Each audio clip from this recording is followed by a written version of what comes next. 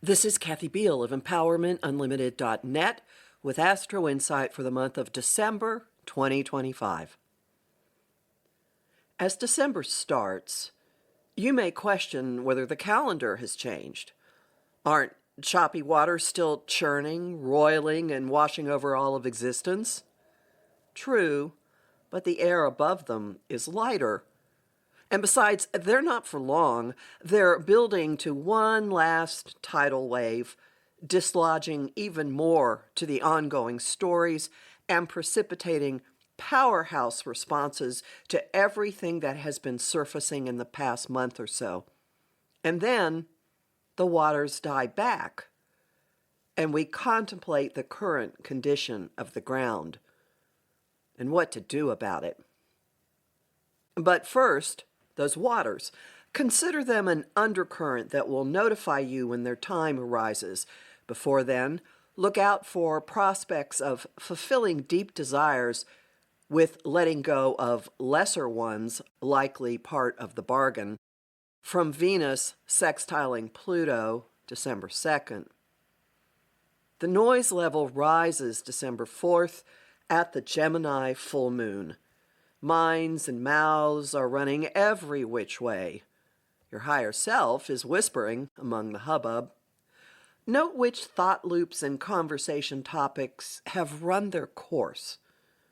Watch for the ones that are kind, compassionate, creative, and point to the kind of world you want to experience. And then the waters surge again, December 6th and 7th, in a grand finale of the grand trine that has occurred again and again since October. This flow has escalated issues of nurturing, food, authority, limitations, delusion, empathy, secrets, corruption, taxes, and money, as it has connected Jupiter in Cancer and Saturn-Neptune in Pisces to a parade of bodies moving through Scorpio. Mercury's investigative powers launched the water grand trine phenomenon at the end of October, and it's fitting and productive to an extreme that he is the planet completing the final trine.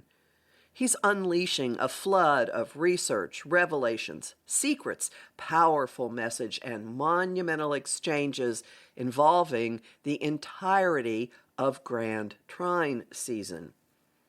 He's especially bringing a deeper, more thorough look to dramas and information from his two previous passes, October 24th and 25th, and again November 20th, while he was retrograde. It could be that third time's a charm plays out for real, with repeated piercings and pursuit finally paying off. Instead of drowning in the deluge, we stand up to the final wave by directing the waters, forcing containment, even forcing accountability as Mars squares Saturn December 8th. The tide's pull soon changes direction when Neptune stations direct December 10th. The turnaround slows the experience of time a bit, or at least our experience of the waters, and it's during this relative stillness that we get a light show. Lightning shocks the water, and we get a glimpse of the shape of things to come, as well as the sense that all's as it should be. When Mercury opposes Uranus and trines Neptune November 10th and 11th. And then we really start to feel the waters ebbing. Mercury's return to Sagittarius, also on the 11th, energizes thoughts and conversations and reignites the ability to laugh. Even though Sag loves to roam freely, our first days in this renewed energy invite focusing adventurous spirits rather than running here, there, and everywhere, with Mercury sextile Pluto December 13th. More water clearing follows. Mars's square to Neptune pushes back against lies or cloaked motives December 14th, after which he begins a 5-week climb through Capricorn. The ground feels firm again. We look at what the water has been washing over, like what's exposed at low tide, and begin making plans for working on it. The relief of all that water subsiding isn't leading to quick action at all. Allow yourself to take in your circumstances. Mars is the advance guard for the Capricorn energy that is mounting as the month and year go on.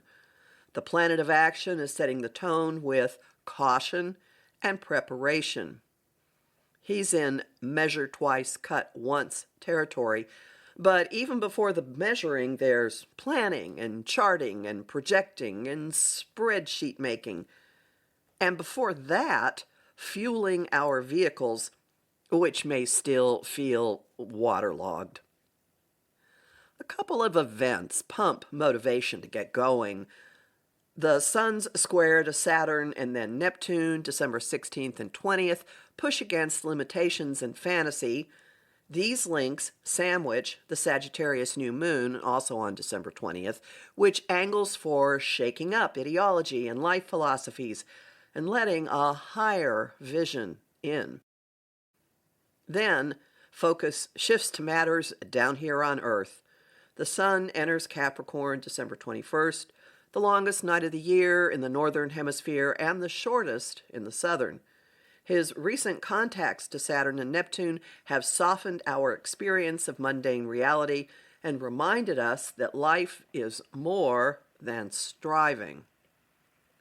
Relationships and desires now follow suit, with Venus's square to Neptune inspiring sweet, magical, romantic impulses on Christmas Eve. They make for a nostalgic, escapist mood, which drifts into a preference for traditions and connections that have stood the test of time as Venus moves into Capricorn before Santa arrives. This makes for a still and serious, but not necessarily somber, final week of the year. Gifts may be fewer, but more valuable. Venus in Capricorn is, after all, Santa baby territory. Look for a new appreciation of what you have, what has brought you support, and what promises to come along with you. No jam-packed schedule of holiday activities and obligations this time around. Even if you have a lot of offers, you're likely to be selective to an extreme, or just stay home. Instead of whooping it up, this feels like a time to make solid plans and connections for the future and plot progress step by careful step.